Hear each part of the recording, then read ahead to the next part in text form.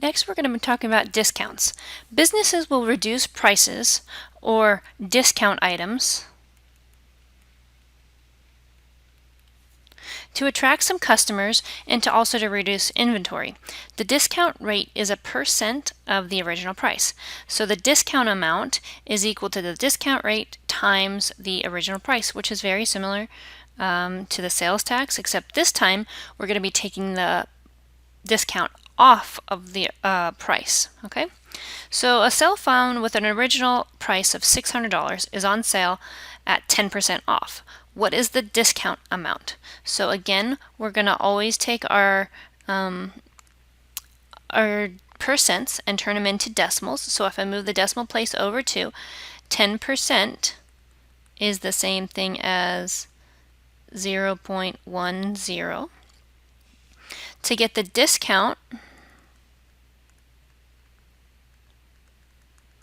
I'm going to take 0.10 and multiply it by the actual price of the cell phone, which in this case is $600. Okay, so I'm going to come over here to my calculator and type 0.10 times 600, and that's going to get me 60. So my discount is $60 off the original price. So what is the cell phone sale price? Now, we're not talking about like the sales tax at this moment. I'm just trying to find out what would the new price be of the cell phone. So I'm going to take my original price, which was $600, and I'm going to subtract the $60 that I discounted from the 10% off. And I'm going to go ahead and go back to my calculator. I'm going to take the 600 minus the 60, and that's going to get me $540. So the new cell phone price is $540 with the discount of 10% off. Here's another example. Let's say you're shopping for a set of wireless earpods. The original price was $159, but you find a sale that states that they're 15% off this weekend only. What is the discount amount? So again, we're going to take our percent, which is 15%. I'm going to move the decimal over, and that's going to be 0.15. To find out what my discount is, I'm going to multiply 0.15 times my original price, which was $159. I'll clear out the calculator. 0.15 times 159 is going to be $23.85. So what is the earpods sale price? Well, I'm going to go get the price of the earpods, which was $159, and I'm going to subtract my discount, which is $23.85. So over here I have $159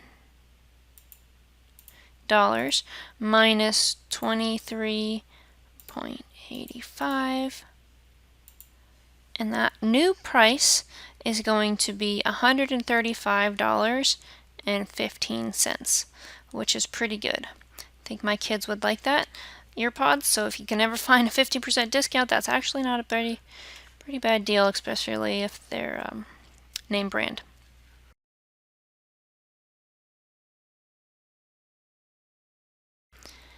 Alright, so next we have percent increase and percent decrease. So percents are used for comparing changes, such as increases and decreases in sales, population, prices, and production. If a quantity changes, its percent increase or percent decrease can be found as follows. Number one, you need to first get the fraction for the percent increase or decrease by taking the amount of increase or decrease over the original amount. Now, we talked about fractions, turning fractions into percents, so that's exactly what we're going to do, take that fraction and turn it into a percent like we did on the previous page. So for example number one, a sofa regularly sells for $840. The sales price is $714. Find the percent decrease of the sale price from the regular price. So percent decrease. The percent did go down. So what we're going to do is we're going to take the sofa's regular price, which is $840, and we're going to subtract 714, which is going to get us the difference, or the amount that it decreased. And we're going to divide that by the original amount. Now, when you're talking original amount, you're always talking about what happened first in time. So a sofa regularly sells for $840. So normally it's $840. That's the original. The sale price, is $714. So that's later on. Later they changed the price, but the original amount was $840. So I take 840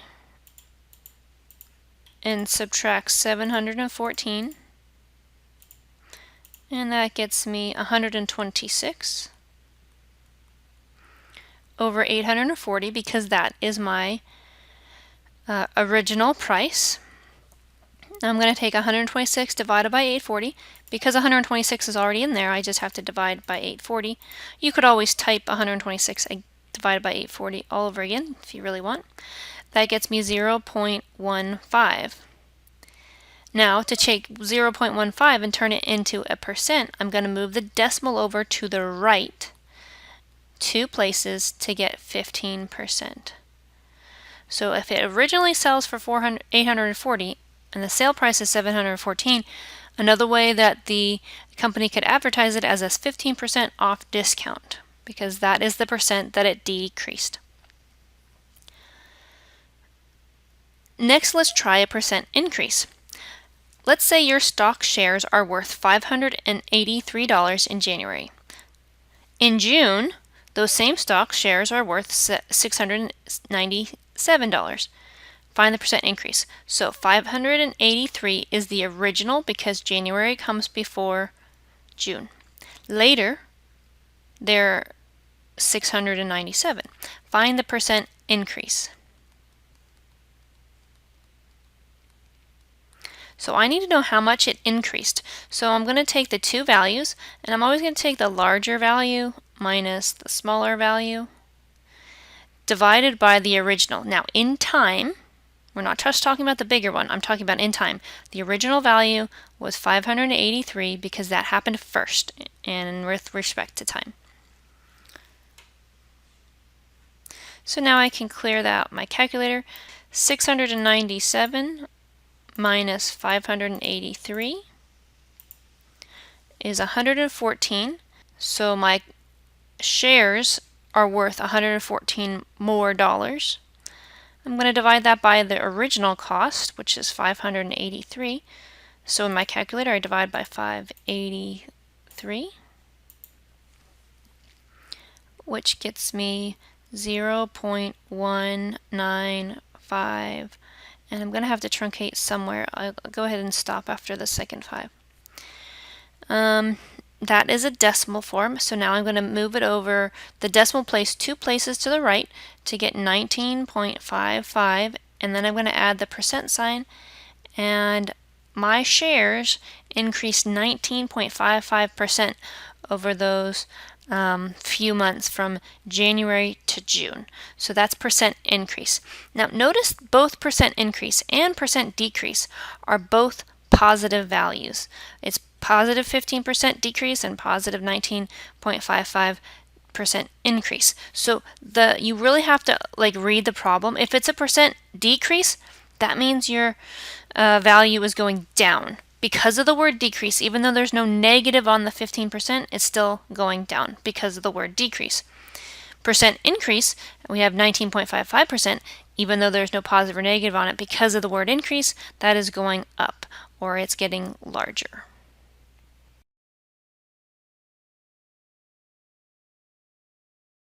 On our last example here, we have a graph. It says find the percent increase of buses manufactured from February to July.